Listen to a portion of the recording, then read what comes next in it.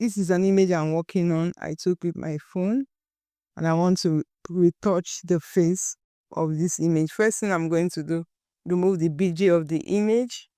The background is out. Let's go to edit and I'll be using the filter. I'll use the Capri filter.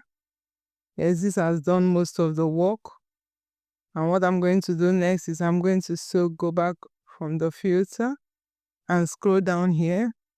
Come here and say face retouch.